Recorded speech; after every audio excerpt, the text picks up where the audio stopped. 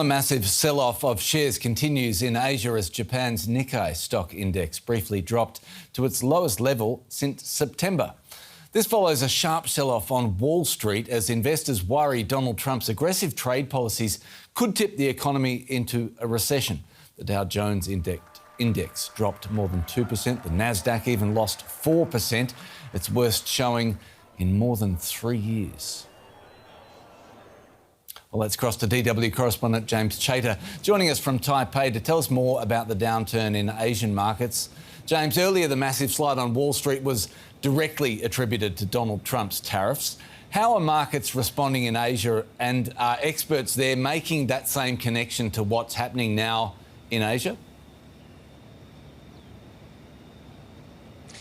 Yeah, absolutely. Stocks over the course of this morning were broadly down across the region, led, as you mentioned, by Japan, but really indexes around the region falling in Taiwan and South Korea, also Australia, not at the levels that we saw in the United States, where we saw that almost $1.1 trillion wipeout of the value of stocks over the course of trading on Monday. But really at the core of this, as you mentioned, are these concerns about the US economy, concerns about the willingness that Trump seems to be willing to take a hit to the US economy to prosecute his trade ambitions, and what that might mean for the region. Of course, Asia is a region which is highly dependent on exports to the US from this region, and so any indication that there would be a slowing growth, not to mention even a recession, is definitely damaging and concerning, not just for markets in Asia, but of course for policymakers around the region too. So going forward, James, how do you think Asian economies will respond to this volatility brought by Trump?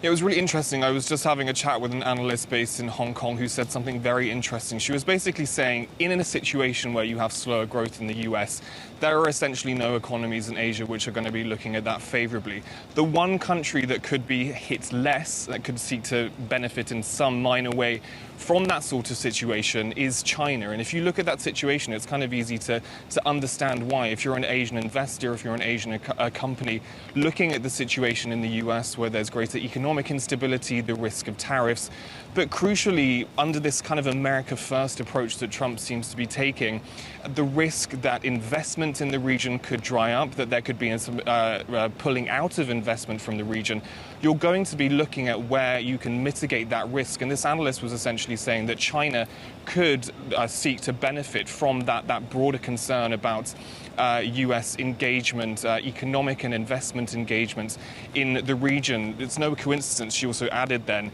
that we've had this kind of first indication that there would be a Trump-Xi meeting later this year. The Wall Street Journal reported today, the belief being amongst Trump officials that a meeting between the US leadership and Xi Jinping is broadly good for US stocks. But of course, this is all part of this broader picture, this broader story that Trump is telling about the risk he seems to be willing to take to bolster American manufacturing, to bolster investment in the US, even if that comes at the expense of its economic partners, especially here in Asia, which is so dependent on those trading relationships with Washington.